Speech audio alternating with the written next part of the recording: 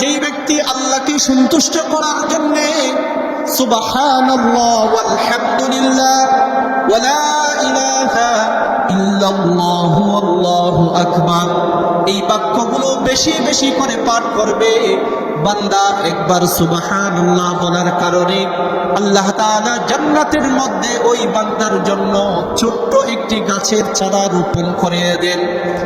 ছোট্ট একটি গাছের চারা রোপণ করে দেন।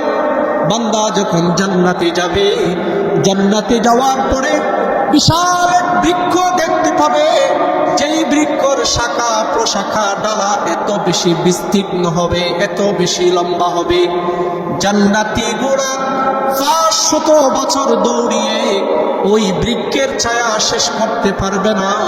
তখন বান্দাকে বলা হবে, দুনিয়াতে যে মাহফিলের ওই স্থলে বসে একবার সুবহানাল্লাহ বলছিলাম, ছোট্ট গাছের চারা আমি রোপণ করেছিলাম, ওই গাছের এত বিশাল শাখা প্রশাখা ছায়ায় আজকে বিস্তীর্ণ হয়েছে, জান্নাতি একটি ঘোড়া 500 বছর দৌড়িয়ে ওই গাছের ছায়া শেষ করতে পারবে না। সুবহানাল্লাহ।